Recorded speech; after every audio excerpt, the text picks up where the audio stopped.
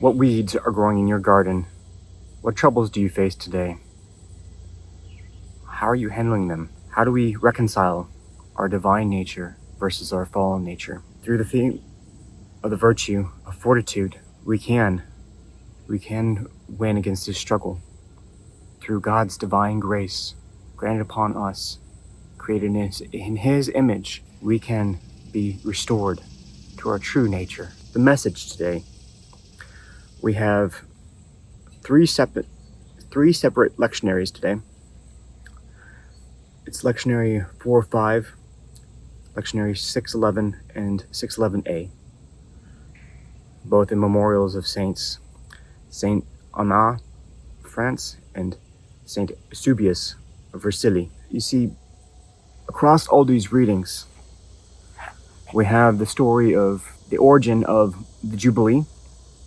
So the 50 years, it's this reset that's being done where people are going back to the original land, all debts are forgiven, everything's being restored. And it's this surrender to God's will in doing the Jubilee that's mentioned in lectionary 405 in the first reading. And then we juxtaposition this against the gospel, this horrible story about the martyrdom of John the Baptist.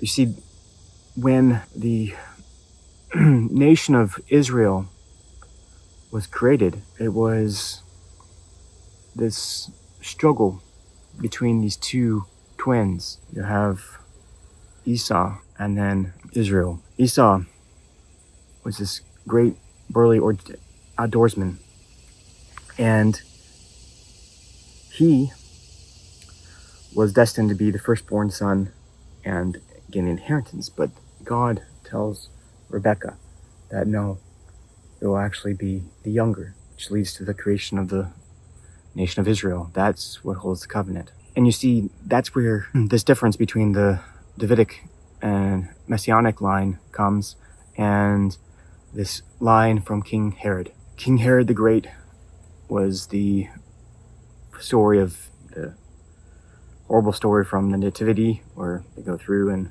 unalive the babies, and this is his descendant now in this story, King Herod Antipas, who is married to Herodias, his niece, who was previously married to King Herod II, his brother. The issue came to play is that John the Baptist came by and said, no, this is not right. This is against our law, the Jewish law. And Herodias did not like this. And so, upon her birthday, King Herod, giving in again to his human will, his desire, just as he did to marry his brother's wife, he grants her any wish, and she wishes for John the Baptist to be martyred. It's this juxtaposition between the divine will and this human fallen nature will. They're both stories of humans, but it's this fight between our divine and our fallen nature. Taking a look at one of the other gospel readings today, we have this story of this vineyard where it's saying that everything's being grown from the vine, from the divine nature, right? Our grace granted by God.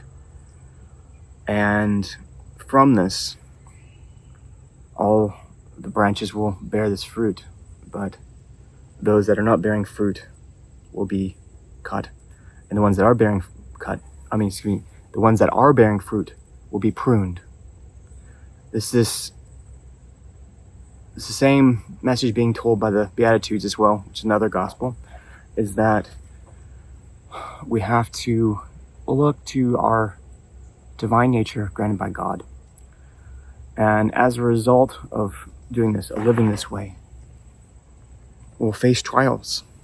Just this pruning that Jesus is alluding to in this gospel message. And this trials that we face is where we need to lean into our fortitude. The example that came to me as I was reflecting upon all these readings today is the story of a garden. You see, Imagine you inherit this beautiful garden. If you did nothing with it, it would return to a state of decay. Weeds, pests, everything would fill it, and it would go from a beautiful garden to something that is just a wild mess. Our fallen nature, of course, originates in the Garden of Eden from our disobedience to God. Restored, of course, by Christ. But you see, the wound is still there in our nature. People say human nature is so bad, but it's stated in the Bible that we are created in God's image. So it is not human nature, but this fallen nature that is leading us astray. So just like any good gardener, to maintain this garden, we must weed it. We must maintain it each and every day. And the way that's being done is by the way Christ instructs us. There's such a big separation in our faith today and discussion, and yet he has provided to us all the tools that we need. The sacraments that Christ provides, especially confession and the Eucharist, provide us with this daily maintenance that we need for our garden. It's the same for everybody in the world.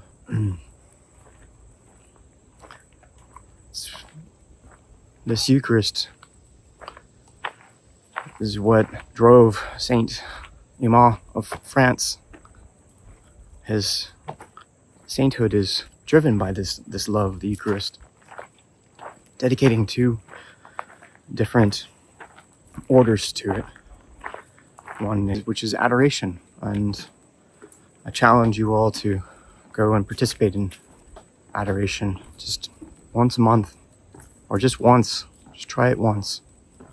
Go sit at the Eucharist, pray a rosary, think about Christ, reflect, bring your trials to him, as we all face trials, and this trials have led to a lot of confusion and separation, which Saint Eusebius of Vercelli faced in his days, the 4th century, where he was fighting the Arian Heresy, and he dedicated his life to this, to ensuring that he uses God's gifts and the grace provided to him to fight what he truly believes in. So again, I ask you, what weeds do you have to face?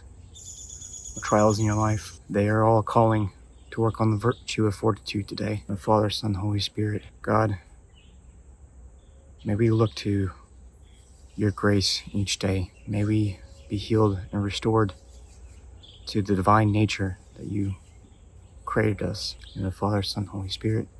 God bless. Peace be with you. And see you tomorrow.